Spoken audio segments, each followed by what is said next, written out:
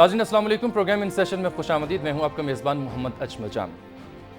नाज़रीन, पंजाब यूनिवर्सिटी में एक तालिब इल्म का कत्ल होता है और बाद में असातिज़ा इकराम की तज़हीक की जाती है, उन्हें थप्पड़ मारे जाते हैं, मुक्के मारे जाते हैं, तलबा एहतजाज करते हैं, पर्चे दर्ज होते हैं, गिरफ्तारियाँ अमल में आती हैं। फैसलाबाद में एक तालिब इल्म उस्ताद के डर से खुद पर आग लगा लेता है। गुजरांवाला में 3 नौजवानों को उबाश नौजवान, बासर सियासी असर रसूख वाले नौजवान बहिमाना तशद्दुद का निशाना बनाते हैं। यही नहीं बल्कि उसकी वीडियो भी कैप्चर करते हैं और वो भी फिर लोगों को दिखाते हैं। और कराची में लियारी ऑपरेशन होता है, न जाने उसका अंजाम क्या हुआ। आए दिन कराची से कत्ल व गारतगरी की खबरें सुनने को मिलती हैं। बलूचिस्तान का रुख करें तो वहाँ पर मुअज़्ज़ज़ चीफ जस्टिस साहब ये फरमाते हैं कि कानून नाम की कोई भी चीज़ यहाँ एग्जिस्ट नहीं करती और हुकूमत नाम की चीज़ भी नज़र नहीं आती। गिलगित बल्तिस्तान में भी एक चिंगारी फेंकी जाती है, अमन अमान को तबाह कर दिया जाता है।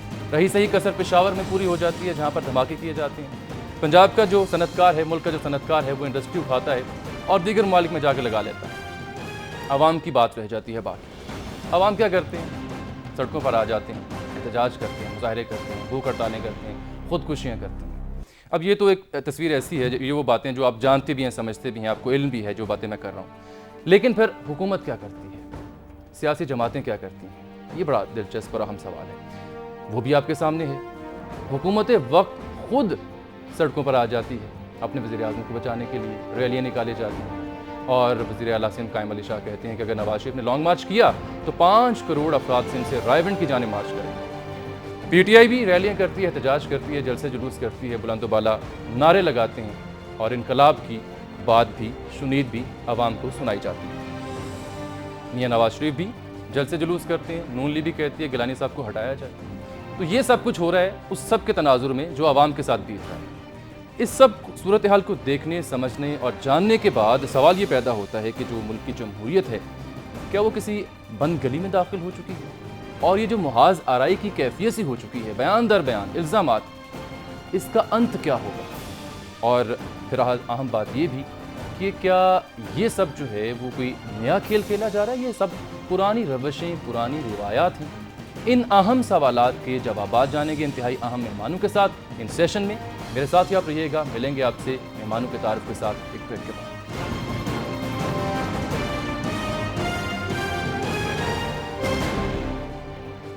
नाज़रीन, जमहूरियत बंद गली में और सियासी जमातों के इस मुहाज आराई का अंत क्या होगा, इस पर बात करने के लिए आज मेरे साथ मौजूद हैं जनाब मखदूम जावेद हाशमी साहब। पाकिस्तान तहरीक इंसाफ से इनका ताल्लुक़ है, इंतहाई सीनियर रहनुमा हैं, पाकिस्तानी सियासत में एक बुलंद मुकाम रखते हैं।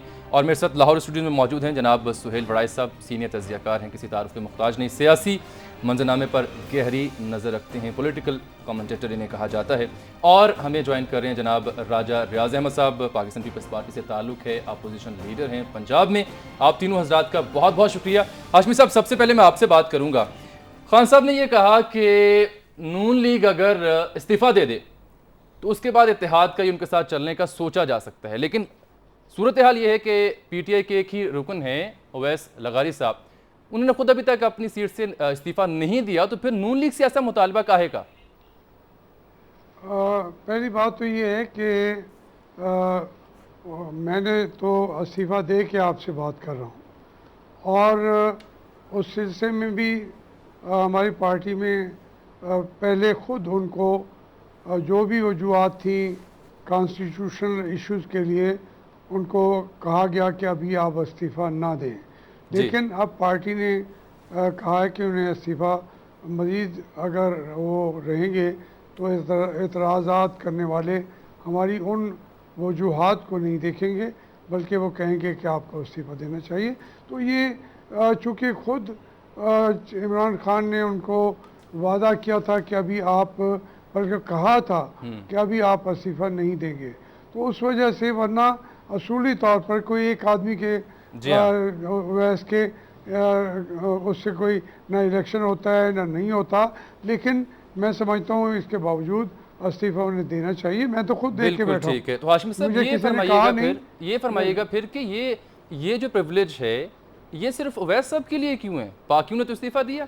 नहीं, ये ओवैस के लिए नहीं थी। देखें, जो उस वक्त 2-3 आदमी आए थे, ये तस्वुर किया जा रहा था कि पार्लियामेंट के इश्यूज़ पे शायद सुप्रीम कोर्ट के अंदर इनको जाने की ज़रूरत महसूस हो। मेरे ख्याल में अब उसकी भी ज़रूरत नहीं है। रही वो है। कोई प्रिविलेज की बात नहीं थी, वो प्रिविलेज की बात नहीं थी, वो ज़रूरत की बात थी। लेकिन जो आप कह रहे हैं, ये जो मुतालबा किया जा रहा है जी। मुस्लिम लीग से, मुस्लिम लीग नून ने पहले भी इस्तीफ़े दिए थे हम सब ने, लेकिन परवेज़ मुशर्रफ दोबारा सदर बन गए थे।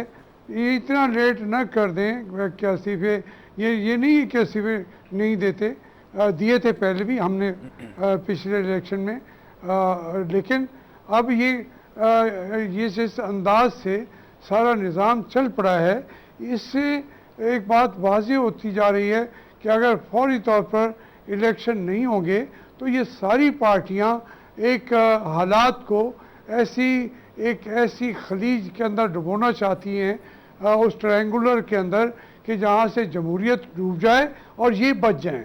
इनको बचाने की ज़रूरत नहीं है, जमहूरियत को बचाने की ज़रूरत है, और वो इंतखाब की सूरत में ही बचेगी। तो इसलिए ये इशू सिर्फ इस बात पे ख़त्म नहीं होता, वो ख़त्म होता है कि ये सारे बाहर निकलें और तो सामना करें। हाशमी और साहब, कि आप जिक्र कर रहे हैं। मैं पीपल्स पार्टी से भी कहूँगा, मैं एक उनके भी खैरखा की हैसियत से, कि जितनी यहाँ इस वक्त जितना कन्फ्यूजन क्रिएट हो गया है दुनिया के अंदर, फिर लोग कहते हैं कि अगर बिल्कुल ठीक है। 5 महीने अच्छा, पहले मैं हम अब आपसे इंतखाबात ब्रीफली दें जानना तो चाह क्या रहा हूँ, आप हर्ज है? जो ट्रायंगल का जिक्र कर रहे थे, कहीं ये बरमूदा ट्रायंगल में ना हम चले जाएं। और दूसरी बात ये है कि जी हाँ। आज ये नहीं आपको लगता कि जमहूरियत वालों को ही जमहूरियत वालों से ही खतरा है? जी बिल्कुल सही है। मैं आपसे अर्ज़ करूं, आप अब इसका हालात देखें, जिस तरीके से छोटे छोटे वाक़यात तो हो रहे हैं, वो बड़े एक इनकलाब का या सुनामी का खुद ब खुद पेश खैरमा बन रहे हैं। क्योंकि आज ये कैफियत हो गई है कि आपके जो सिक्योरिटी के लोग हैं वो भी सूबे और मरकज़ वाले आपस में लड़ रहे हैं। जी हाँ, आज ऐसा वाक़या पेश आया। काम करने का जो एक रिदम होता है, वो रिदम ख़राब हो रहा है। मैंने ये कोई इतना बड़ा वाक़या नहीं है सिक्योरिटी वाला, लेकिन जो रिदम है, जिस रिदम में इनको काम करना चाहिए, गवर्नर कुछ कह रहा है, वज़ीर आला पंजाब कुछ कह रहा है, लाहौर के लोगों से पूछें तो वहाँ हल्का जो है अंदरून शहर का वो कुछ कह रहा है। तो सारी बातों को सुने। मैं कहता हूँ ये जमहूरियत चाहते हैं सारे, मैं इनको ये नहीं कहता कि ये नहीं चाहते, लेकिन लोगों की आवाज़ पर कान धरें, इससे ये मुश्किलात बढ़ती जाएंगी और उसके बाद जमहूरियत डूब जाएगी। जमहूरियत को बचाएं। खुद अगर मैं 2-3 आदमी डूब भी जाते हैं तो कोई बात नहीं है, हमें जमहूरियत को बचाना होगा। ठीक है हाशिम साहब, मेरे साथ ही आप रहेगा। हाशिम साहब ये फरमाते हैं कि जमहूरियत को बचाना होगा सुहेल वड़ाई साहब, वो कहते हैं कहीं ट्रायंगुलर में ना चले जाएं जहां से वापसी का रास्ता ही हमें ना मिले। एक लिखारी की तहरीर पढ़ रहा था, उसमें उसने लिखा कि जी लॉन्ग मार्च की बजाय लगता है कि सबको डांग मार्च की ज़रूरत है। मेरी राय में सिस्टम को बचाना, जमहूरियत को बचाना और पॉलिटिकल पार्टीज़ को मजबूत करना, सब अगर किसी वाकई मुश्किल में या बहरान में फंस जाएं तो दुनिया भर में ये रवाज है कि इलेक्शन कॉल किए जाते हैं। इलेक्शन कॉल करने से ये होता है कि एक नया मैंडेट मिल जाता है, सिस्टम को एक ताज़ा खून मिल जाता है और वो जो नई पार्टी इलेक्ट होती है वो आके फिर सिस्टम को चलाने की आप समझते हैं कि वाहिद हल इस सारी मुहाजरे की जो कैफियत हम देख रहे हैं, मेरे ख्याल में कि इस साल इलेक्शन कॉल दे दीजिए, मेरा ख्याल है कि इस साल के आखिर तक इलेक्शन ज़रूर हो जाने चाहिए और उसके लिए बुनियादी ज़रूरत है 2-3 बातों की। पहली ज़रूरत तो यह है कि चीफ इलेक्शन कमिश्नर के बारे में इत्तफ़ाक़ राय से फ़ैसला किया जाए। जी हाँ। क्योंकि अगर इत्तफ़ाक़ राय से फ़ैसला नहीं होगा तो फिर किसी न किसी जमात को उस पर एतराज़ होगा। बिल्कुल। और उसके बाद एहतसाब के निज़ाम के ऊपर भी बहुत इख्तलाफात हैं, वो कानून भी बनाना चाहिए। और तीसरी बात है निगरान हुकूमत। निगरान हुकूमत ने इलेक्शन करवाने हैं आइन के तहत, और वो निगरान हुकूमत कौन सी होगी, कौन वज़ीर आज़म होगा, ये भी तय होना चाहिए। ये तो सुहेल साहब, ये तो आगे की बात है, जब होगा, जब करने पे आएंगे। अब सवाल ही यहाँ पैदा होता है कि पीपल्स पार्टी की हुकूमत वाकई चाहती है कि इलेक्शन करवा दिए जाएँ, होने चाहिए? मेरा ख्याल है कि इसके अलावा उनके पास चाराकार क्या है। बजट के बाद उनके पास कोई और एजेंडा नहीं होगा सिवाय इसके कि इलेक्शन पे गौर करें और इलेक्शन के लिए लाए अमल तय करें, और यही चीज़ तहरीक इंसाफ और नून दोनों को सूट करती है कि वो प्रेशर डालें कि निगरान हुकूमत और चीफ़ इलेक्शन कमिश्नर की गैर जानिबदाराना तकर्री जो है वो अमल में लाई जाए। यही मुल्क के मसाइल का वाहिद हल होगा। हाँ, सिर्फ इस वक्त प्रॉब्लम यह है कि ये 3 महीने ये चलें या ना चलें। मेरी ज़ाती राय में तो वज़ीर आज़म को इखलाकी तौर पर मुस्ताफ़ी हो जाना चाहिए, मेरी ज़ाती राय में। कानूनी या आइनी जो भी सिचुएशन है वो अलग बात है। अब सवाल है कि बजट के फ़ौरन बाद अगर नया वज़ीर आज़म आता है, वो 2 महीने का होगा, 3 महीने का होगा, वो एक अलग बात है, और उसके पास फिर एक ही एजेंडा होगा कि वो इलेक्शन का इंतज़ाम करे, निगरान हुकूमत के बारे में फ़ैसले करे। तो ये मुझे तो ये मंजरनामा लगता है। अच्छा, ये देखिए, जब जनरल मुशर्रफ ने टेक ओवर किया तो जो 7 पॉइंट एजेंडा उन्होंने दिया, उस एजेंडे में और आज के हालात में कोई फ़र्क नज़र आता है? अगर कोई थर्ड पार्टी आती है, इंटरवीन करती है, तो आप नहीं समझते कि उस एजेंडे में और आज के हालात में काफ़ी मुमासलत है? उनके पास वही रीज़न्स होंगे जो मुशर्रफ के पास रीज़न्स थी? मेरा ख़्याल है कि काफ़ी जो गवर्नेंस थी मौजूदा हुकूमत की और जो तासुर है इस हुकूमत का, वो अच्छा नहीं है। और चूँकि लोगों के मसाइल हल नहीं हुए, बेरोज़गारी, महंगाई का मसला है और करप्शन का तासुर है, इस सारे मामले में लोग जमहूरियत से भी कुछ मायूस हुए हैं। लेकिन प्रॉब्लम ये है कि जमहूरियत के अलावा कोई सलूशन नहीं है, चाराकार नहीं है कोई चाराकार नहीं है, और आपको एक दफ़ा इस रगड़े से गुज़रना है। और बाकी रह गई बात यह कि कोई और थर्ड फोर्स आना चाहे, देखिए वो तो जब जुल्फ़िकार अली भुट्टो अपनी मकबूलियत के अरूज पर थे तब भी आ गई थी, नवाज़ शरीफ 97 में हैवी मैंडेट लेके आ गए थे, फिर भी आ गई थी।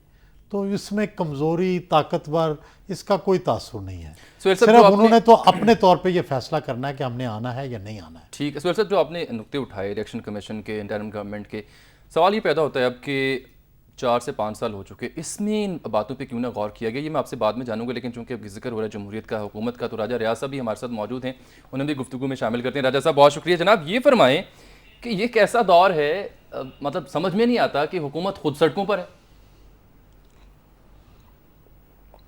राजा साहब जी, राजा साहब सुन रहे हैं मुझे? आप आवाज़ आ रही है आपको मेरी? जी जी आ रही है। हाँ, मैं आपसे ये जान रहा था कि ये अजीब मज़ाक़ बात है, समझ से बालातर है कि हुकूमत खुद सड़कों पर एहतजाज में रैलियां निकाल रही है जनाब गिलानी साहब की सपोर्ट में। जी, सबसे पहले तो मैं जुवेद हाशमी साहब ने अवैस लगारी साहब का जिक्र किया है, इसी तरह इनके एक पाकिस्तान पीपल्स पार्टी छोड़ के पीटीआई में गए हैं डॉक्टर असद एमपीए फैसलाबाद से। अच्छा। उन्होंने भी अभी तक इस्तीफा नहीं दिया, तो ये दोहरा मेयार है पीटीआई का। और इमरान खान साहब को पहले अपनी जमात के लोगों के इस्तीफे लेने चाहिए, उसके बाद किसी और से मुतालबा करे। और जहाँ तक मुस्लिम लीग नून का तल्लक है, ये मैं आपको यकीन से कह दे सकता हूँ कि ये इस्तीफे नहीं देंगे। ये पंजाब हुकूमत इनके लिए सोने की चिड़िया है, ये सोने की चिड़िया को किसी सूरत नहीं छोड़ेंगे। और ये पंजाब हुकूमत जो है, ये सिर्फ इसके सारे चल रहे हैं। अगर आज पंजाब हुकूमत मियाँ नवाज शरीफ और मियाँ शहबाज शरीफ के पास ना हो, अगर ये मुल्क छोड़ के भाग ना जाए, आप जो मेरी बात सुन ले, मैंने आपकी सुनी है, इनके पास ये हुकूमत पंजाब की ना हो और ये एक दिन भी मुल्क में रह जाए, आप जो मुझे सजा कहेंगे मैं वो लेने के लिए तैयार हूँ। ये बुज़दिल लोग हैं, ये डर और खौफ के बारे घर से नहीं निकलेंगे। ये सिर्फ जो सैरे कर रहे हैं, जो सिंध में दौरे कर रहे हैं पंजाब हुकूमत के खर्चे पे, पंजाब के हवाई जहाज पे, तो ये तमाम खर्चा जो है वो पंजाब हुकूमत का है। 600 एहलकार सिर्फ इनके घर ड्यूटी कर रहे हैं इनकी हिफाजत के लिए। देखें, इस तरह के खर्चे तो विफाक में भी हो रहे हैं, वज़ीर आज़म भी करते हैं, दौरे भी करते हैं, सहाफ़ी भी साथ जाते हैं, 70 सहाफ़ी साथ जाते हैं, वो भी तो किसी खर्चे से जा रहे हैं। लेकिन मैं जो बात आपसे पूछना चाह रहा हूँ वो ये है, आपकी बात की तनाजुर में आपने कहा जी पीटीआई का जिक्र किया, आपने डॉक्टर असद का जिक्र किया एमपी फैसलाबाद से, आपने कहा इनके पास कोई इखलाकी जो वो नहीं है जवाज़ के, इस तरह से फिर ये लोगों को साथ लें जबकि वो इस्तीफ़ा ना दें। वज़ीर आज़म के पास कोई इखलाकी जवाज़ है? अगर आप इखलाकियात की बात ही करते हैं तो। जी, क्या कहा आपने? राय साहब, मैं आपसे कह रहा हूँ, आपने पीटीआई का जिक्र किया कि उनके कुछ अरकान हैं जिन्होंने इस्तीफ़ा नहीं दिया, तो आपने ये कमेंट किया कि इखलाकी जवाज़ उनके पास नहीं रहता, तो क्या वज़ीर आज़म साहब के पास इखलाकी जवाज़ रहता है इस फैसले के बाद वज़ीर आज़म के ओहदे पर रहना? अगर आप इखलाकियात की बात ही करते हैं तो मुझे तो यहाँ पे दोहरा मेयार लगता है ना। आप मेरी बात सुन लेना, आपने बात कर ली। 100% वज़ीर आज़म साहब वज़ीर आज़म की कुर्सी पे रहना चाहिए। उन्होंने जुर्रत की है, उन्होंने आइन के साथ वफादारी की है, उन्होंने अपनी पार्टी के साथ वफादारी की है, उन्होंने पाकिस्तान के अवाम के साथ वफादारी की है और पाकिस्तान के आइन को जिसको मुतफिका तौर पे बनाया गया है उसके साथ वफादारी की है और पूरी कौम उनको खराज तहसीन पेश करती है और बिल्कुल उनको वज़ीर आज़म की सीट पे रहना चाहिए। और उनका ये फैसला मेरे भाई सुहेल वड़ैल साहब कह रहे थे कि उन्हें इस्तीफा देना चाहिए, मैं समझता हूँ कि उन्हें कतई इस्तीफा नहीं देना चाहिए और इंशाल्लाह अगले जब तक इलेक्शन नहीं होते ये वज़ीर आज़म रहेंगे, कोई इनको हटा नहीं सकता। नवाज शरीफ साहब अदालत के पीछे छुप के पाकिस्तान के जो अदालतों के फैसले उन पर अमल कराने की कोशिश ना करे, ये फैसले अवाम ने करने हैं और अवाम ने पाकिस्तान पीपल्स पार्टी क्या आप ये तो नहीं कह रहे अवाम ने फैसले करवाने हैं? जी, अवाम ने फैसला करना है कि मुल्क का वज़ीर आज़म कौन होगा। किसी के अदारे के पीछे छुपकर नवाज शरीफ साहब ये फैसला ना कराए, ना हम करने देंगे। ये फैसला सिर्फ पाकिस्तान किस इदारे का आप जिक्र कर रहे हैं? आप किस इदारे का जिक्र कर रहे हैं? आपको पता है, आप क्या नहीं जानते? चले मैं समझे, मैं लाइल मुझे बता दें। नवाज शरीफ साहब, मैं वाज़ेह अल्फाज में आपको कह रहा हूँ कि अदारों के पीछे छुपके और खास तौर पे और वाजे करें ना, थोड़ा और वाजे करें। मैं आपसे पूछे, जी कहिए। मैं कह देता हूँ कि खास तौर पे अदलिया के पीछे छुपकर वो पाकिस्तान में जमहूरी हुकूमत को खत्म करने की कोशिश कर रहे हैं। वो खुद नहीं कर सकते, ना उनमें ताकत है ना जुर्रत है। तो कहीं आप ये तो नहीं कह रहे कि अदलिया के साथ मिले हुए हैं? इसका मतलब ये हुआ, सवालिया निशान ये उठता है सुहेल साहब आपसे पूछूंगा और जावेद हाशिमी साहब से कि अदलिया आज़ाद नहीं है फिर, और इस अहम मामले पर हम बातचीत जारी रखेंगे एक ब्रेक के बाद। ऐसा हुआ, मेरे साथ रहिएगा।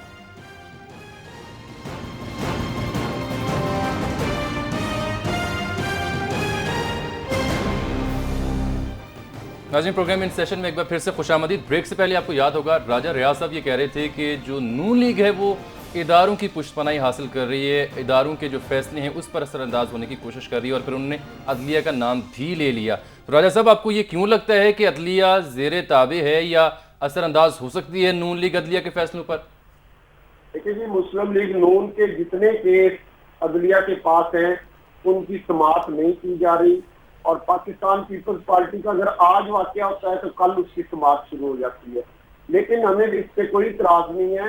हम ये भी चाहते हैं कि अख्तर खान केस को भी खोला जाए। हम ये भी चाहते हैं कि मियां शहबाज शरीफ की जो रुकनीत है, आप जानते हैं इस बात को कि मियां शहबाज शरीफ इस वक्त अहल वजीर आला नहीं है, वो नायल हुए हैं और स्टे पे हैं, लेकिन वो स्टे का फैसला ही नहीं हो रहा। 5 साल पूरे हो जाने हैं और वो स्टे का फैसला ही नहीं होना। अगर आज उस केस को सुना जाए तो शहबाज शरीफ साहब वज़ीर आला की सीट से फारिग होते हैं। राजा साहब, आप कहीं ये तो नहीं कह रहे कि फिर अदलिया का जो किरदार या अदलिया के बारे में जो हमने कहा कि जी बड़ी जद्दोजहद के बाद आज़ाद अदलिया है, तो आपकी बातों से तो फिर माफ़ कीजिएगा, मुझे ये लगता है जैसे आप ये कह रहे हैं अदलिया आज़ाद नहीं है पाकिस्तान में। आपके सामने फैसला आपने करना, आजकल फैसला तो मीडिया करता है।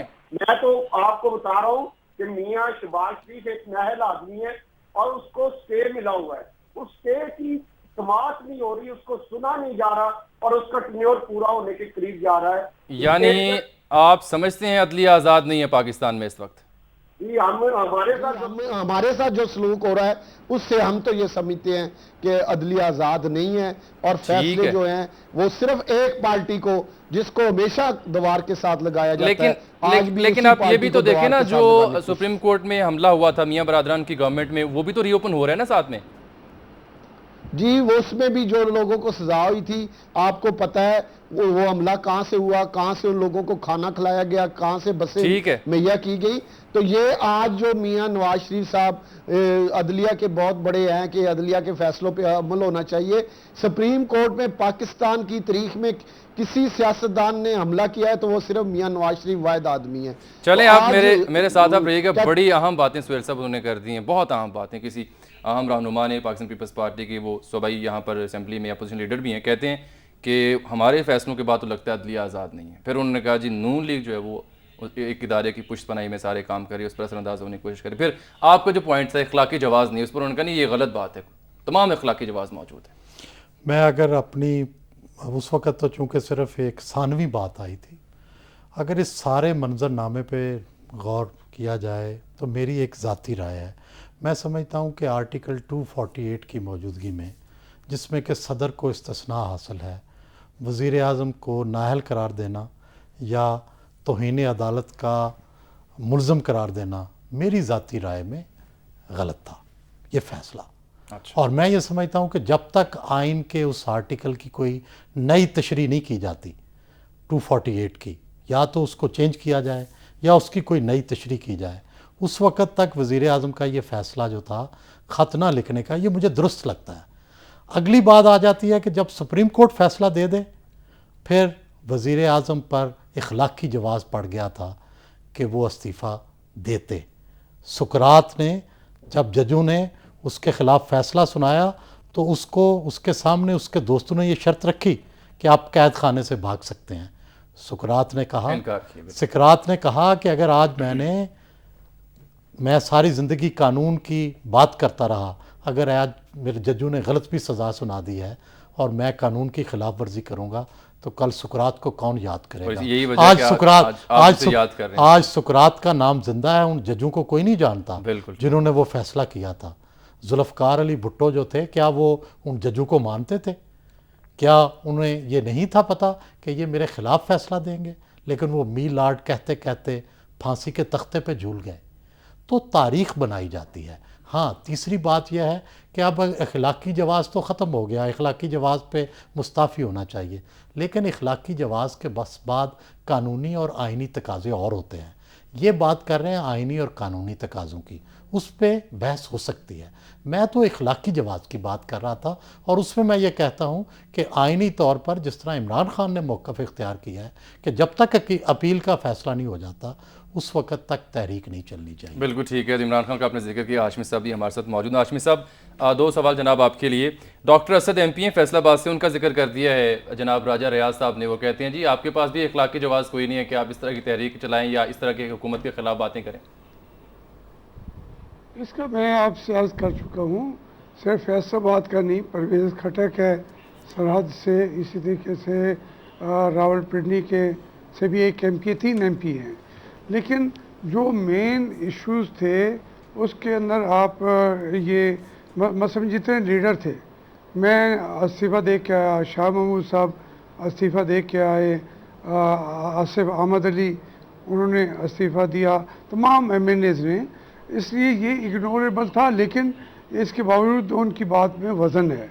मैं इससे हट से आपको बात करना चाहता हूँ कि ये जो सारा एक फ़ज़ा पैदा हो रही है, इसमें अब अगर ये इन्होंने एक दानिशमंदी का मुज़ाहरा ना किया, लड़ाई का एक फ़ज़ा पैदा कर दी, पीपल्स पार्टी भी सड़कों पे है, मुस्लिम लीग नून भी सड़कों पे है, या जंगों जारी हैं, इसमें इनको ठीक कहा। और रसूल ने ये कहा था कि जिस कानून ने सारी उम्र मुझे तहफ़्फ़ुज़ दिया है, अगर वो कानून मेरी जान मांग रहा है वो भी मैं दे दूं। ये था अरस्तु का जवाब। ठीक है। तो हाशमी साहब, मुझे यहाँ पर एक ब्रेक लेनी है, तो जब ब्रेक के बाद वापस आऊँगा तो मैं आपसे गुफ्तगू का आगाज़ दोबारा करूँगा। नाज़रीन, इस सेशन में मेरे साथी रहिएगा, मिलेंगे आपसे एक ब्रेक के बाद।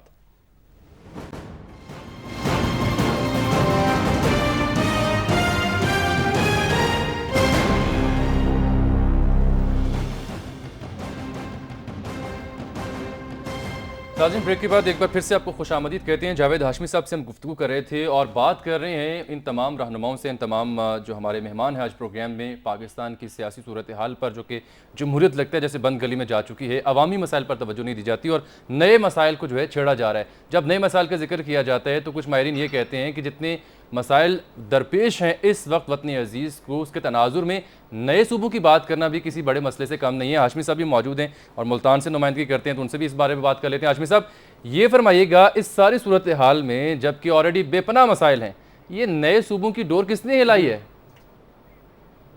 देखिए, यह मुतालबा तो है अवामी, बहावलपुर का भी, मुल्तान के इलाके का भी। अच्छा। और इसके साथ साथ हज़ारा का भी, फाटा का भी, देरा इस्माइल ख़ान का भी। तो ये सारे हमारे ख्वाजा होती साहब हैं जिन्होंने अभी MNA शिप से इस्तीफ़ा दे दिया। वो मुझे अगले दिन कह रहे थे कि वहाँ पे भी ये सूरत हाल है कि 2-3 सूबे लोगों ने मुतालबात उठाए हुए हैं। लेकिन इन गवर्नमेंटों ने, पीपल्स पार्टी ने और मुस्लिम लीग नून ने लोगों के जज्बात से खेलने की कोशिश की है। कोई रास्ता निकाल नहीं रहे। अब ये करारदादे मंजूर कर लेते हैं जिसकी ना कोई कानूनी हैसियत है, और सिर्फ अखलाकी तौर पे कह देते हैं हमने तो ये करारदाद हाशिम साहब मंजूर कर ली। यानी सूबों के नाम पर सियासत हो रही है। बिल्कुल सियासत नहीं, ये दोनों पार्टियां कर रही हैं। लोगों के मसाइल का हल करने के बजाय तमाम जगह जो इनके फैसले हैं, और इसीलिए आवाम इनको पसंद नहीं कर रहे, वो उठा के बाहर फेंक देंगे। आप देखिए आने वाले इलेक्शन में, भाई कोई काम तो करो, सिर्फ एक नारा लगा के हम आपका ये कर देंगे, आपके बना कोई उसका लीगल तरीका आपके पास मेंबर हैं, बैठ जाएं दोनों और मुल्क का कोई मसला तो हल करें। वो सिर्फ जब आपने आपका एक बयान था हाशमी साहब, मैंने कहीं पढ़ा था अखबार में कि एक से ज्यादा सूबे पंजाब में बनने चाहिए। पंजाब में अगर बनने चाहिए तो क्या बाकी सूबों में भी बनने चाहिए? मैं खासतौर पर जिक्र कर रहा हूँ सिंध का। मैंने ये कहा था जहाँ से मुतालबा आ रहा है वो तो फौरन बनाएं। अगर सिंध से नहीं आ रहा तो क्यों बनाएं? बलूचिस्तान से अब पश्तून इत्तेहाद वाले। लेकिन हाशमी साहब अभी सिंध में मुहाजिर सूबे का भी जिक्र जो है वो हमें सुनने को मिल रहा है, उसकी भी शुनीद है। ये अभी आप कह रहे हैं ना कि अभी आप 2 दिन हैं, सुना होगा।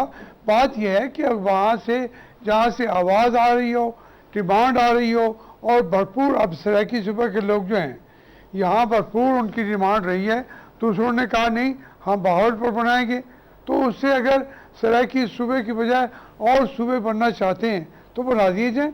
इसी तरीके से मैं तो यहाँ तक कहता हूँ सिंधी के इलाके के अंदर लोग आवाज़ उठा रहे हैं हमारा सूबा बनाएं, हज़ारा का बनाएं। ये बातें ना करें कि उनको बेचारों को फ्रस्ट्रेट करके लोगों को मुश्किलात में डाल के फिर आप उनको कभी आप हड्डी दिखाते हैं, कभी उनको डंडा दिखाते हैं। लोगों के साथ ज्यादतियां ना करें, मजाक ना करें। ठीक है। तो अगर आप मसाइल हल करना चाहें तो वो आसानी से कर सकते हैं, मगर ये सिर्फ अपने आप पेट पे हाथ मारते हैं, अपने इक़्तिदार के लिए रास्ते तलाश करते हैं और बैठ के कह देते हैं कि हमने कह दिए। हाशमी साहब मेरे साथ रहिएगा। राजा साहब आपने गुफ्तगू सुनी हाशमी साहब की, नए सूबों का मैंने जिक्र छेड़ा है अभी यहाँ पर। ये बताएं सिंध में भी मुहाजिर सूबे की बात होती है, क्या वहाँ भी सूबा बनना चाहिए या नहीं? जी कोई सिंध से अभी आवाज़ नहीं आ रही। जिस तरह हाशमी साहब ने कहा है कि जहाँ पे एक सीरियस डिमांड हो और जहाँ पे ये समझा जा रहा हो कि लोगों के साथ इंतजामी तौर पे ज्यादती हो रही है। रहीम यार खान का आदमी 17 घंटे में लाहौर पहुँचता है, तो ये इंतजामी बुनियाद पे हम समझते हैं इंतजामी बुनियाद पे सूबा जनूबी पंजाब को बनना चाहिए। हमने इसकी करारदाद पास की है। अब कौमी असेंबली में इसका कमीशन बनेगा, फिर कौमी असेंबली। मुझे आप ये बात बताना कि घोटकी से एक बंदा अगर कराची जाना चाहे तो उसे भी तो बहुत लंबा फासला तय करना पड़ता है ना? जी इतना लंबा नहीं करना पड़ता जितना लंबा ये सफर है। और दूसरा ये जो तख्ते लाहौर ने उस इलाके से जो ज्यादती की है, जो जुल्म किया है, जो उनके फंड लाहौर में खर्च किए हैं, जो वहाँ के लोग जब लाहौर आते हैं तो वो कहते हैं कि हमें अपनी फुट्टी कपास को कहते हैं, फुट्टी की खुशबू आ रही बड़ा खर्चा हुआ है की सड़कों में। जनूबी पंजाब में मुल्तान की बात करें, वहाँ कितना फंड लगा है, कितने पुल बन रहे हैं, सड़कें बन रही हैं, वो इसलिए मैं बताऊं आपको। जी जावेद साहब सुन लेते हैं। राजा साहब मेरे साथ हैं, राजा साहब मेरे साथ हैं ना, मखदूम साहब बोलना चाह रहे हैं। मेरी बात सुन ले। राजा साहब नहीं, राजा साहब मेरे साथ ही रहेगा। राजा साहब मैं बताऊं, मुल्तान में हक था पंजाब हुकूमत का कि वो यहाँ के डेवलपमेंट के प्रोग्राम करती। एक सड़क बता दें, एक अदारा बता दें, एक कोई छोटा सा काम बता दें। 4 साल हो गए, 4.5 साल, तो कब बनाएंगे? कोई एक अदारा नहीं बनाया। तो बात हो रही है वो उन सूबों से अलहदी की बात। जहाँ तक वज़ीर आज़म जहाँ का है उन्होंने कुछ काम किए, लेकिन जो बात हमारा हक तो था पंजाब हुकूमत से, उन्होंने कुछ नहीं किया। बता दें काम को, सब कुछ तो बताए ना। ठीक है हाशमी साहब मेरे साथ ही आप रहेगा। साहब आप भी मेरे साथ रहेगा। आपने गुफ्तगू देखी नई सूबों की बात, मैंने बात छेड़ी और मैंने जिक्र किया कि घोटकी से भी एक शख्स कराची जाने में देर लगती है, वो जो मकरान पे बैठे है, कच्छ पे बैठे है, उसे भी कोयटा आने में बहुत देर लगती है। तो क्या इन दोनों सूबों में भी सूबे नहीं बनने चाहिए बड़ाई साहब? अगर आप सिंध की बात करना चाहते हैं तो सिंध में अगर सूबा बनाने की कोशिश की गई तो वहाँ खून खराबा होगा, लड़ाई होगी, झगड़ा होगा। इसलिए फ़िलहाल इस मौजू को ना छेड़ना ही मुनासिब है। उसकी वजह यह है कि सिंध के मामलात पंजाब से मुख्तलिफ हैं। पंजाब में कोई इस तरह का मामला नहीं है, इस तरह की तफरीक नहीं है। यहाँ पे आप देखें कि एक बहुत बड़ी पेशरफ्त हो गई है। कम अज़ कम इखलाकी बुनियादों पर, कम अज़ कम करारदाद की हद तक सब जमातें मुत्तफिक हो गई हैं कि पंजाब जो है उसके सूबे बनाए जा सकते हैं और बग़ैर लड़ाई किए, बग़ैर झगड़ा किए, कोई बड़ी एजुटेशन की तहरीक नहीं चली। तो जो काम आसानी से हो सकता है पहले तो उस पर तवज्जो देना। लेकिन जो आपने बात की कि सिंध का जिक्र नहीं किया जाना चाहिए क्योंकि आप समझते हैं, आपकी दानिश ये कहती है कि वहाँ खून खराबा होगा। मैं ये जानना चाहता हूँ कि क्या वजूहात हो सकती हैं कि खून खराबे तक नौबत जाए? उसकी रीज़न ये है कि जो आपको पता है कि सिंध के अंदर दो बड़ी सियासी जमातें हैं और दो बड़े सियासी ग्रुप हैं। एक तरफ तो शहरों के अंदर उर्दू स्पीकिंग या मुहाजिर कम्युनिटी है जो इलेक्शंस के अंदर जीतती है, हैदराबाद और कराची के अंदर, और दूसरी तरफ जो सिंधी स्पीकिंग हैं वो हैं सारे रूरल सिंध के अंदर। सही। अब रूरल सिंध का कोई भी बड़ा शहर नहीं है, किसी के पास इतनी टैक्स कलेक्शन नहीं है, उनकी भी सारी मोहब्बत, सारी तवज्जो अपने दारुल हुकूमत की तरफ है। अगर कोई ऐसी कोशिश की गई जिससे कि इनको दोनों को अलग अलग करने की कोशिश गई तो रूरल सिंध जो है वो बिल्कुल बेआसरा रह जाएगा। इखलाकी तौर पर, सकाफती तौर पर, सियासी तौर पर उनकी कराची से वाबस्तगी है। इसलिए अगर ये कोशिश हुई, अभी ना MQM ने ये डिमांड की है ना पीपल्स पार्टी ने डिमांड की है, यही दो बड़े ग्रुप्स हैं वहाँ। सही है। और यही इलेक्टेड ग्रुप्स हैं और दोनों ये कहते हैं कि सिंध मुत्तहिदा रहना चाहिए और दोनों ये बारहा कह चुके हैं कि सिंध की तकसीम बर्दाश्त नहीं की जाएगी। तो फिर आखिर इस बात पर इतनी हमदर्दाना या सीरियस तवज्जो क्यों दी जाए? ठीक है, दुरुस्त का। अच्छा सुहेल साहब मेरे साथ हैं। अभी जितनी भी डिस्कशन हमारी हुई, हाशमी साहब की भी, राजा साहब की भी, आपका तज़िया भी हमने पेश किया प्रोग्राम में, उसके तनाजुर में जो समझ आ रही है वो यही है कि एक तो फिलफौर इस मुहाजरे का हल ये है कि इलेक्शंस का ऐलान कर दिया जाए और फिर इखलाकी तौर पर चूँकि तमाम जमातें पंजाब में मुत्तफिक हो चुकी हैं, सूबे भी बना दिए जाने चाहिए यहाँ पर। और हाशमी साहब ये फरमाते हैं जनाब के सूबों के नाम पर सियासत करना बंद कर दें, बल्कि जो प्रैक्टिकल स्टेप्स हैं वो लें। राजा साहब मैं जानना ये चाह रहा हूँ कि जब सियासी जमातें जो हैं वापस आती हैं इलेक्शन की तरफ, वो आपस में गुत्थम गुत्था है, मुहाजरे की कैफियत है, तो इलेक्शन कराएगा कौन जब अंडरस्टैंडिंग ही ना हो पाई तमाम सियासी जमातों की, इलेक्शन कमिश्नर पर, इलेक्शन पर और इंटरिम गवर्नमेंट पर? आपको किसने कहा है कि सियासी जमातें आपस में गुत्थम गुत्था हैं? ANP हमारे साथ है, MQM हमारे साथ है, फजलुर रहमान साहब हमारे साथ हैं, काफ लीग हमारे साथ है और छोटे छोटे नून लीग तो साथ नहीं है ना, फाटा नून लीग तो साथ नहीं है। बात तो सुन लेना। अब फिर आपने नून लीग एक शहर की जमात है, GT रोड की जमात है, हम इसको कोई जमात ही नहीं समझते। तो इस नून लीग अगर हमारे साथ नहीं है तो कोई फर्क नहीं पड़ता। मेरी बात सुन ले, नून लीग हमारे साथ नहीं तो कोई फर्क नहीं पड़ता। इंशाल्लाह बजट पास होगा, बजट पास होने के बाद वक्त मुकर्रर पे पाकिस्तान के 60% हुकूमत कर रहे हैं, नून लीग पाकिस्तान के 60% पर पंजाब में 92 सीटें हैं। और फिर अगर इतनी ही वो आप समझते हैं आपकी बकौल की जमात है ही नहीं है तो वो आपने साथ तो मिलाया था, आप चले तो थे, काबीना में भी थे वज़रा नून लीग के, तब वो बड़ी अहमियत की हामिल थी। आप बात सुने, ये सिर्फ जरदारी साहब के तुफैल जब ये इलेक्शन हुए थे इनके पास सिर्फ 130 सीटें थी, 37 लोग आजाद जो जीते थे वो जरदारी साहब ने, आसिफ अली जरदारी सदर पाकिस्तान ने इनको दिए कि ये ले आप आजाद लोग। उसके बाद इन्होंने आजकल लोटे मिला के एक हुकूमत कायम की हुई है। मेरे साथ ही आप रहिएगा राजा साहब, मुझे हाशमी साहब का एक मौक़िफ़ लेना है, मेरे साथ रहिएगा, मेरा टाइम खत्म हो रहा है।